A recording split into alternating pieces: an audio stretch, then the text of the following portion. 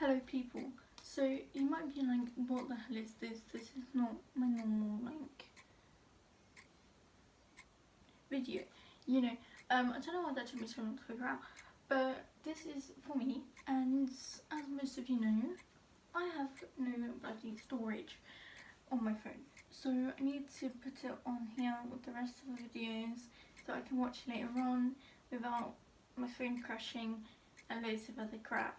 So today we're talking about the Christmas Carol. Okay, you know what, let's get a drink. This is gonna take a while. So I'm not actually gonna do like the whole thing in this one video because I know myself and I would get extremely bored with that as well. So I don't actually expect anyone to actually watch this apart from myself. You better be watching it because at the end of the day, it is really quite boring. So you're making a drink. We're not staying at Alex's, we're at Alex's because you're looking after her doggies. So this is going to be quite a long video and parter, and it's going to take quite a long time for me to edit because I want quotes from the book, me talking about what I think it means, and I might put like some film clips in there from like the film, you know.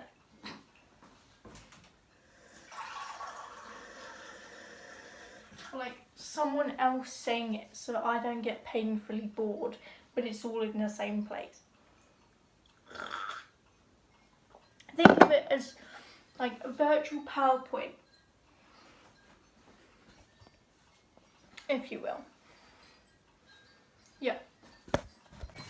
So, the first quote we're actually going to talk about is on the very first page, which is very snazzy, and it is the obvious: old Marley was as dead as a doornail.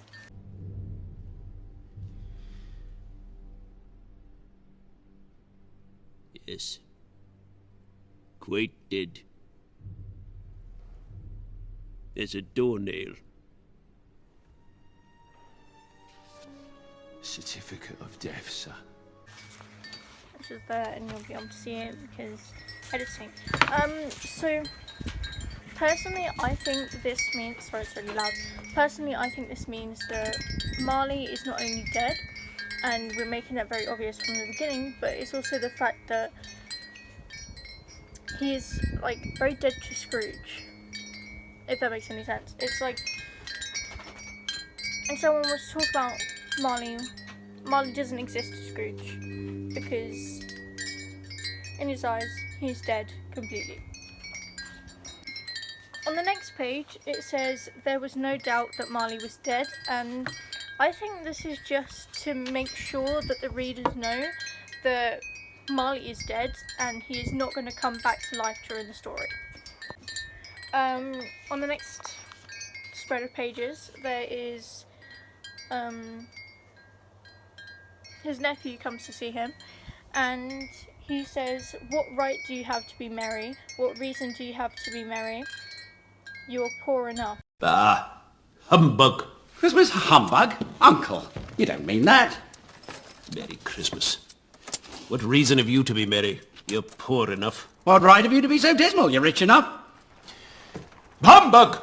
Don't be cross, Uncle. What else can I be when I live in such a world of fools as this? So this just shows his greed for money, and that he feels that you have to have money to be happy, basically. Which is, yeah. So it also says that here, why did you get married? And his nephew replies with, because I fell in love. And then he replies with, because you fell in love, growled Scrooge. As if that were the only one thing in the world more ridiculous than Merry Christmas, good afternoon. Why? Why so cold-hearted, Uncle? Why? Why did you get married? Because I fell in love. Because You fell in love.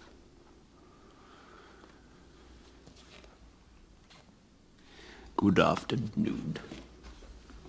I want nothing from you. So I think this represents how much he got hurt by Belle, just because he doesn't believe in marriage anymore. And he was gonna marry Belle. So I think that because he was hurt so badly, that he's just given up with it all. I actually find the next bit quite interesting, and it says his nephew left the room without an angry word. And I think this is because he is like internally happy with himself and who, like, not who he is, but like what he has. So he doesn't feel the need to be angry with people or violent or whatever. And when the people come in to see if Scrooge will donate to charity, and they ask if it was Scrooge or Marley they were talking to, he got a little bit sensitive about it and said Marley's been dead for 7 years. 15 shillings a week, and with a wife and family. Talking about a Merry Christmas. I'll retire to Bedlam. Ah, good afternoon. Scrooge and Marley's, I believe. Have I the pleasure of addressing Mr. Scrooge or Mr. Marley? Mr. Marley has been dead these 7 years. He died 7 years ago, this very night.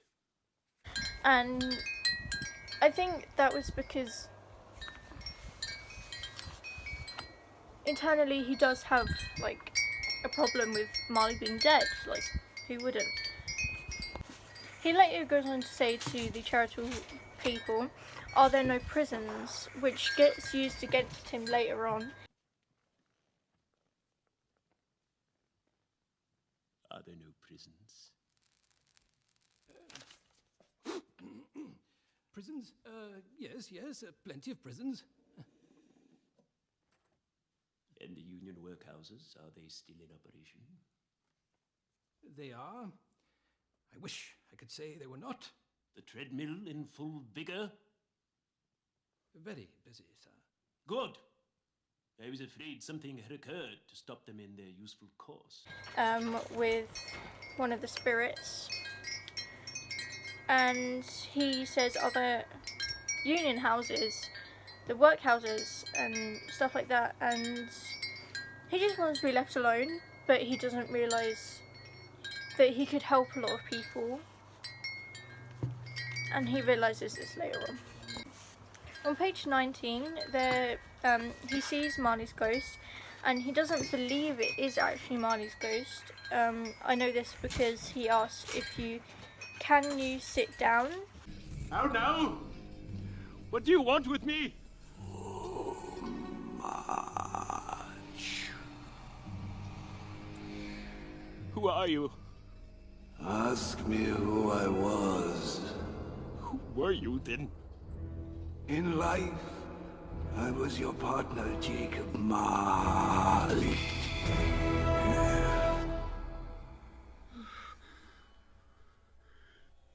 Can you sit down? I can. Do it then.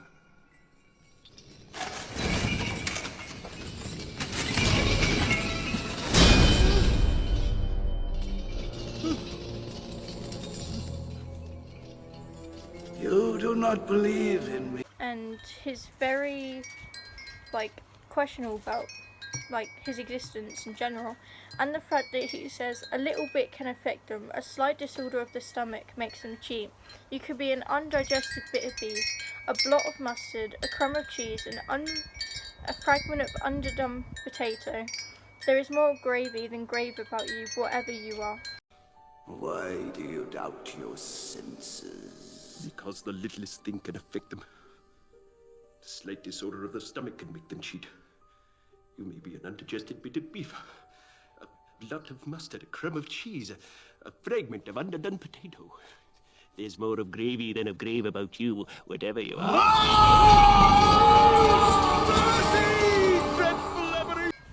So this just proves, the time and they thought that anything could affect their brain so dramatically. And it does go on to say about the chain on the 19th page, and it says that there was cash boxes, keys, and like heavy purses and everything. So it's just his greed that Marley had whilst he was alive, just weighing him down. Soll stille Hand!